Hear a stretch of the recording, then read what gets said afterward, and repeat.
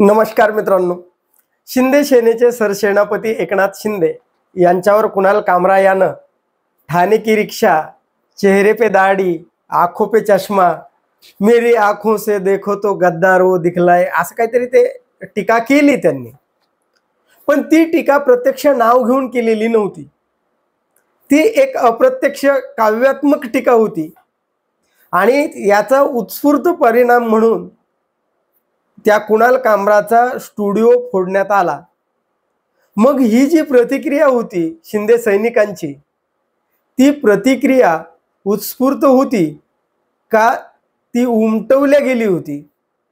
एकनाथ शिंदे तर या सरकारमध्ये प्रमुख घटक पक्ष आहेत आणि विशेष म्हणजे उपमुख्यमंत्री आहेत, मुख्याच्या नंतर उप येतं आणि जे गृह मंत्रालय कायदा आणि सुव्यवस्था राखण्याची जबाबदारी देवेंद्र फडणवीसांवर आहे आणि देवेंद्र फडणवीस त्यांच्या जवळच आहेत ना, कारण सरकारमध्ये आहेत।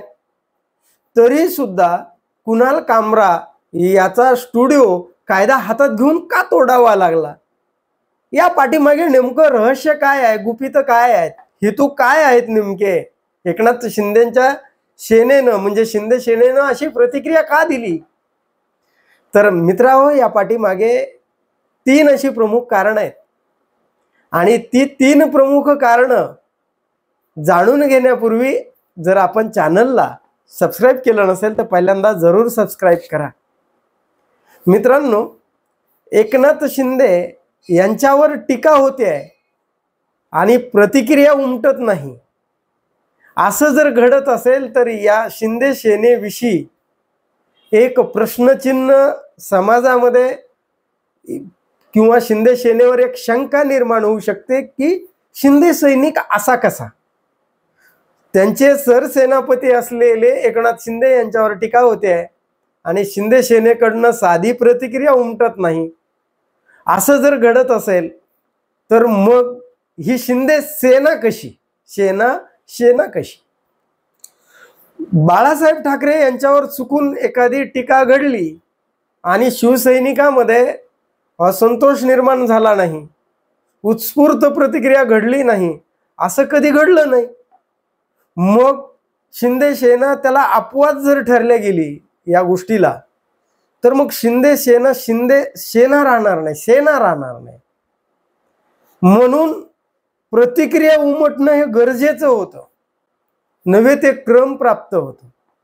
म्हणून शिंदे सैनिक हातोडा घेऊन त्या कुणाल कामराचा स्टुडिओ फोडायला गेले, कारण जी सेना शिवसेना बाळासाहेब ठाकरे यांनी निर्माण केलेला पक्ष आहे, तो त्यांनी घडवलेला शिवसैनिक होता आणि त्यांनी निवडलेलं धनुष्यबाण हे चिन्ह होतं।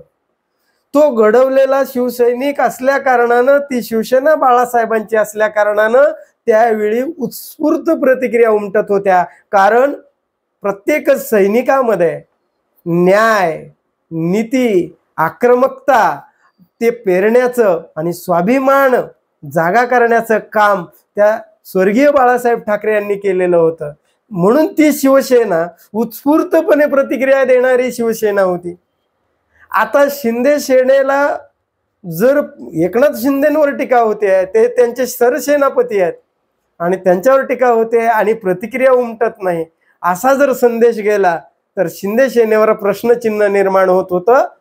म्हणून ती प्रतिक्रिया उमटवल्या गेली आणि कुणाल कामराचा स्टुडिओ फोडण्यात आला।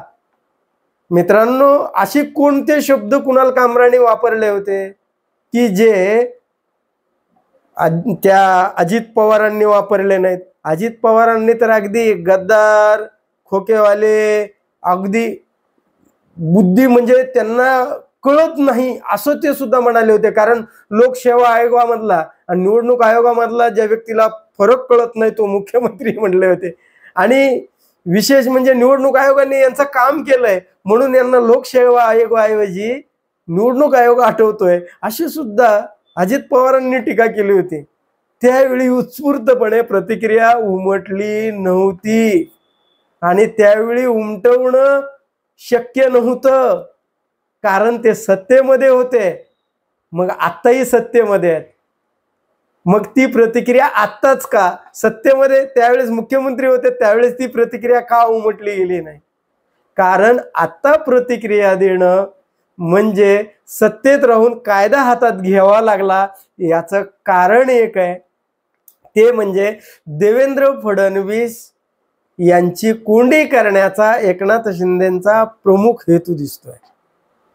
मुख्यमंत्री असताना त्यांच्यावर टीका करण्यात आली होती. अगदी उद्धव ठाकरे असतील, आदित्य ठाकरे असतील, संजय राऊत असतील, परब असतील, अगदी छोटे छोटे शिवसैनिक सुद्धा असतील, त्यांनी अगदी एकनाथ शिंदेची गाडी जाताना समोर म्हणजे गद्दाराच्या घोषणा दिलेल्या आहेत. कुठे उत्स्फूर्त प्रतिक्रिया उमटली नाही ना. कारण त्यांना माहिती होतं की मी सत्तेत आहे आणि सत्तेत कायदा हातात घेणं म्हणजे मला माझ्यामध्ये ती क्षमता नाही आहे सरकार चालवण्याची, कायदा आणि सुव्यवस्था राखण्याची. म्हणून त्यांनी त्यावेळी प्रतिक्रिया दिली नाही. आता जबाबदारी ही पूर्णपणे देवेंद्र फडणवीसांची आहे. उत्तरं द्यायची झाली तर ती देवेंद्र फडणवीसांना द्यावी लागतील, कारण गृह मंत्रालय त्यांच्या हातामध्ये आहे आणि गृहमंत्री म्हणून त्याची प्रतिक्रिया त्यांना पुढे येऊन द्यावी लागेल आणि तशी त्यांना द्यावी लागली. कारण कुणाल कामरा याचा स्टुडिओ फोडला आणि देवेंद्र फडणवीसांना पुढे येऊन उत्तरं द्यावी लागली. म्हणजे हा देवेंद्र फडणवीस यांच्यावर व्यक्त केलेला अविश्वास होता.